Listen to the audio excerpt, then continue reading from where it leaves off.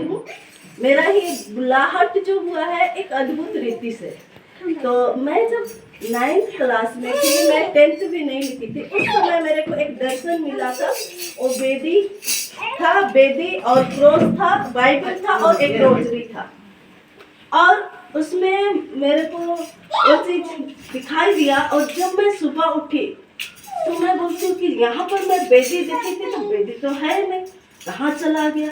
यहीं तो देखी थी। मम्मी को मैं बहुत परेशान की, लेकिन उस समय में मेरे को समझ में नहीं आया कि ये क्या दर्शन था क्या नहीं।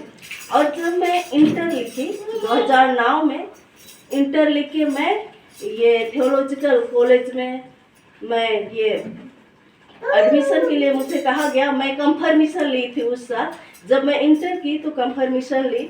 उस समय में एक पादरी जो था, पास्टर था, वो मेरे को देखा कि ये वचन में बहुत अच्छी है। और जब हम लोग का एग्जाम हुआ तो मैं सारा सब्जेक्ट में फर्स्ट आई, गीत गाने में फर्स्ट, नाचने में फर्स्ट, वचन में फर्स्ट, सब चीज में। तो उसको लगा कि मतलब ये एक मतलब सेवकाई कर सकती है बोल के मेरे को पूछा कि आप क्या ये थियोलॉजी पढ़ना चाहते हैं। मेरे को कोई पता नहीं था थियोलॉजी क्या होता है, वो चीज ये थियोलॉजी क्या है मेरे को नहीं पता है।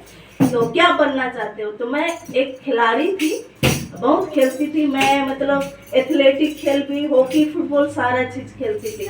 और मैं इंटरनेशनल लेवल में मैं पूरा खेलती थी। और इसीलिए मेरा ये था, लक्ष्य था कि मैं एक अच्छा खिलाड़ी बनूं, हमारा देश का रोशन करूं, और उसके द्वारा से मैं मतलब मेरा नाम फेमस हो जाए। मैं ये, लेकिन परमेश्वर का एक अद्भुत बुलाहट को हम देखते हैं। जब मेरे को कहा गया कि आप पादरी बनिए, तो मैं बोली कि मेरे से पादरीगिरी का काम नहीं हो सकता है, मैं नहीं कर सकती हूँ। तो उस पादरी ने बोला कि अच्छा आप एग्जाम देखिए, उसमें तो एग्जाम लिखिएगा, फिर आप उसमें ये रिजल्ट आएगा, आप पास होंगे तभी आप सेमिनारी में जा सकते हैं, नहीं तो नहीं जा सकते हैं बोलते। फिर उसके बाद में सोचिए, परमेश्वर इतना अद्भुत रीति से लेके आया कि मैं ना कोई फॉर्म नहीं भरी थी, मैं डायरेक्ट आई, एग्जाम लिखी, इंटरव्यू हुआ, उसके बाद में मैं फॉर्म लिखा। हालेलुया, प्रभु की महिमा हो।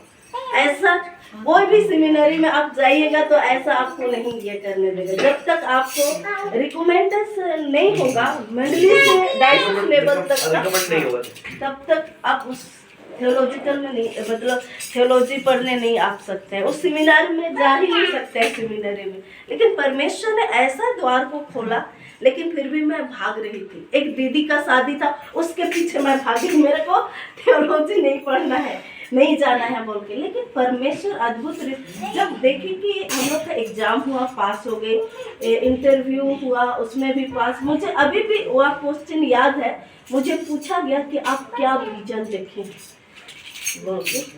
तो मेरे को एक विजन दिखाई दिया, जो दर्शन दिया था वो मेरा एक वेदिक था, बाइबल था, क्रॉस था। मैं उस चीज को दर्शन मुझे पूछा गया कि आपको इस लाइन में कौन अगुवाई किया, तो मैं ऐसा ही बोलती कि मेरा पादरी बोला जाओ ना वहाँ एग्जाम लिख के आ जाओ, पास होगी तो सेमिनरी में जाना, पास नहीं होगी तो नहीं जाना। तो इस तरह से, लेकिन जब सेमिनरी में आए तो बुलाहट जो पोलिंग हुआ उस चीज़ को नहीं समझते थे। लेकिन 4th ईयर में जब थी, मैं हर साल सोचती थी कि मैं इस साल गर्मी छुट्टी होगा तो मैं घर जाऊंगी तो दोबारा नहीं आऊंगी। लेकिन मेरा मन में एक यही था कि अब मैं सेमिनरी में गई हूँ, लोग तो सोचेगा ना लड़का लड़की में इसको जरूर भगा दिया थियोलॉजी और सेमिनरी से। ये डर मेरे अंदर बहुत मतलब भरा हुआ था। और इस तरह से मैं मतलब 3 साल यही कहते रही। एक मेरी फ्रेंड थी, अभी नहीं है, स्वर्गीय पादरी कुसुम आई, उनके साथ हमेशा हम लोग बोलते थे कि इस बार छुट्टी होगी ना, गर्मी छुट्टी, तो हम लोग दोबारा नहीं आएंगे। लेकिन परमेश्वर अद्भुत रीति से, वो मेरा कॉलिंग नहीं था, लेकिन परमेश्वर का इच्छा थी कि मैं परमेश्वर का सेवा करूं। मैं जिससे सोच रखी थी कि मैं एक अच्छा खिलाड़ी बनूं, देश के लिए नाम रोशन करूं, लेकिन ये चीज़ शायद प्रभु को अच्छा नहीं लगा। वो चाहा कि मेरे द्वारा बहुत सारे लोग आशीषित हो, बहुत सारे आत्माएं बचाए जाए। इसीलिए मैं थियोलॉजी पढ़ी और एक पादरी बने। और मेरा ये कंफर्मेशन का वचन भी बहुत सुंदर है। मुझको आज उस वचन का एहसास होता है कि भजन संहिता 36 उसका नाम है, क्योंकि जीवन का सोता तेरे ही पास है, तेरे प्रकाश से हम प्रकाशित होंगे। आमीन। तो इसलिए आज मैं जब सेवकाई करती हूँ तो सचमुच प्रभु ने जो जीवन का सोता मुझे दिया है और मेरे द्वारा लोग प्रकाशित होंगे अर्थात लोग आशीषित होंगे। ये मेरी छोटी सी गवाही थी। प्रभु को महिमा मिले। आमीन।